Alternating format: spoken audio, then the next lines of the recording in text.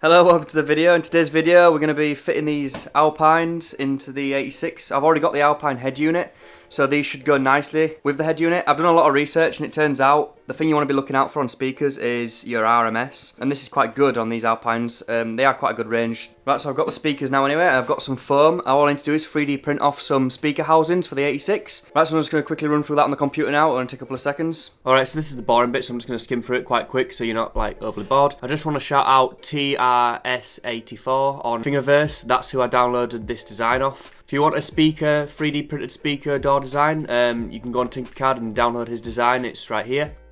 He's also nice enough to tell you all the stuff in the summary and how it needs printing off, which I didn't pay enough attention to, so I ended up printing the whole thing off in PLA, and then realising that, well, PLA is not going to work in a door because it warped, and so that wasn't my finest moment. So after printing the whole thing off for 2 days, I had to do the whole thing again out of ABS, so I went and bought some ABS, and then I had to make a big box to cover the ABS to stop it warping, because I had a couple of failed prints with the ABS of where it warped and shrunk too quick. So in the end I got a load of wood, stuck a load of bin bags around it and just threw that over the top of my 3D printer, and that seemed to work in the end and they came out quite well. But yeah, it really took the mick.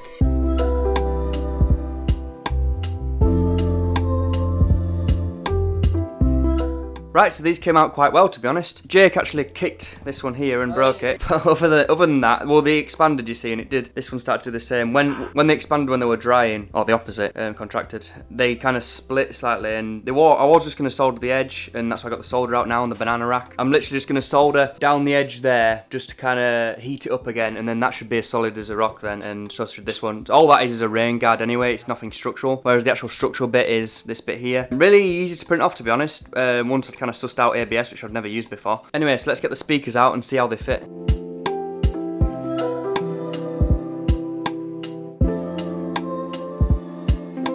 Right, so this is everything we get in the box. Looks like we've got 2 cases in case you've got them showing, which we're not going to use, so we'll put these away for now. We've got a set of 4 screws, 8 screws. We've got a set of 8 screws, and these are the 2 speakers. So we're going to compare them in a minute to the OEM ones, but first thing we need to do is figure out if they've wired up the positive and negative correctly, and we're just going to show you how to do that now, how to check your positive and negative. All you need is a battery and just 2 pieces of wire. Now Jake's made this contraption right here, so he's taped them together. It's science time with Jake. How a speaker works is via a magnet at the back, and when you put electricity through a magnet, it either repels or it will retract. Right, so the way we're going to test these speakers is by using a battery. Now Jake's made this battery right here. You can see it's got a wire up to the positive and a wire up to the negative.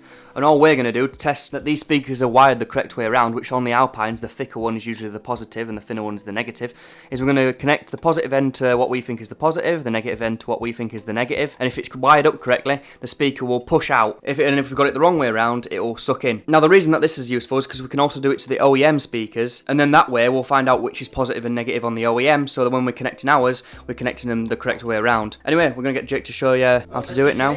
Let's just sit and we'll push out. Now if I were to do it the wrong way, it will suck in, and you don't want that. So we can see that this one's been wired up correctly, so we'll just quickly test this one out too. As you can see. So these are both wired by Alpine perfectly, which is good. But it's always worth checking just before you put them in, just in case. But anyway, these are pretty much ready to go in now. What I've actually done is I've got a bit of foam here. We're going to foam around the edge there, so it's nice and you don't get no vibration. And I'm going to show you how to do that. But first, we're just going to repair this broken bit right here.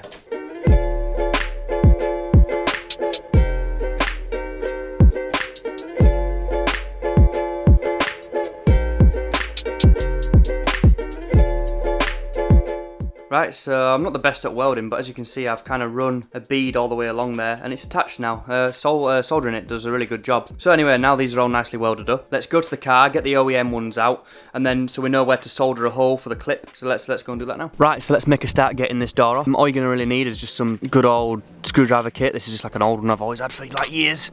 You're going to want to start off by taking this clip off here. So there's that clip and then there's this in here.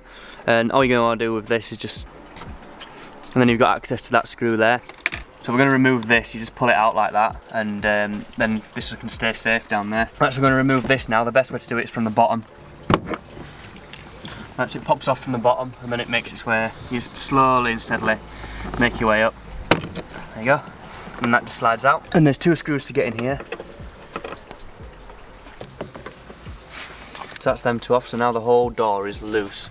So all you have to do now is run your hand along the edge of the door and just pop off all the little pop socket things. So you're best starting in this bottom corner here. And you just want to do it with your hands really. You might want to get something under there initially. And you just want to kind of bend it until it pops. There you go. Then just follow it all the way along. Right, it's completely loose now, so now it's ready for disconnecting. These 2 here, white is on top and green is below. So make sure you put these in the right way around when you're putting them back in. Okay. So to get them out, you just want to push that in there on the side.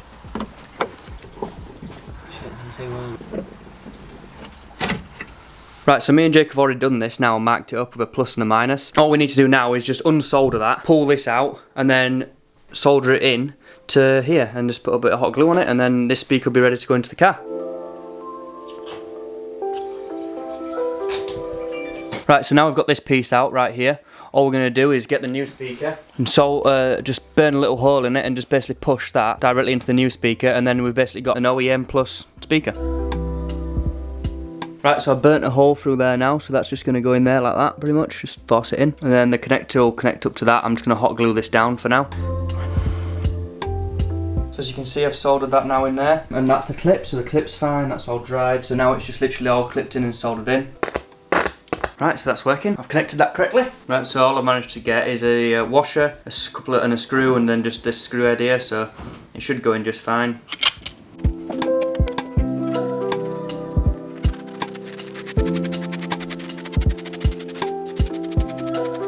Right, so let's get this glued on here. Right, so now let's get this on, this O-ring on just here.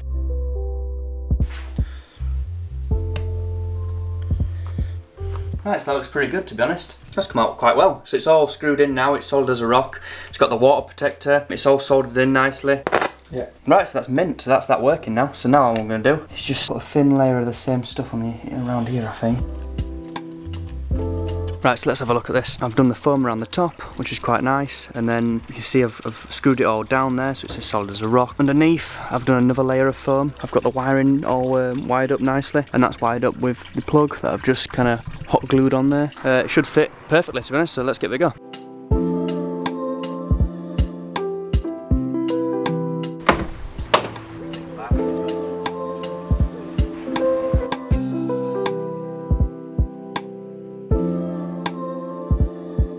Right, so now we've got them installed, let's test them. I've got some footage of the old speakers, we're going to compare them to the new ones. It might be a bit hard to hear the difference with it being through like probably a phone, what you guys watch it on, or I'm going to try tweaking it in the editing to make them sound as realistic as possible, try not to peak the audio and stuff so we can really get a good comparison. I can tell you now, just from driving up here, they sound 10 times better. So you can have my opinion on it, and also these couple of videos. So let's just mash these together now, and I'll tell you which one's which, and see if you can tell the difference.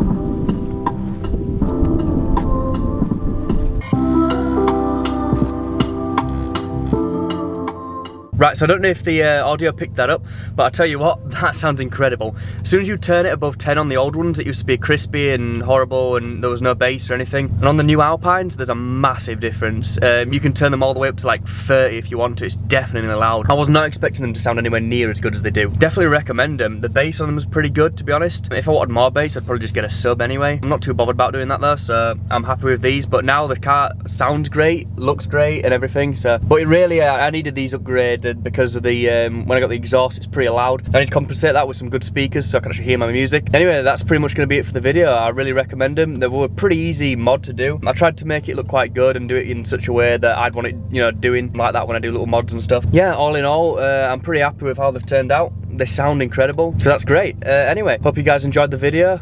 Hope I showed you how to do it if you're thinking of doing it yourself. Definitely support the guy on Tinkercad because he made a really good design and it works perfectly. Give him some support as well. I wouldn't have been able to make them without him. So yeah, if you enjoyed the video, leave a like. I appreciate it being a small channel. And see you guys later in the next video. Bye. So why is it so hard to let you go?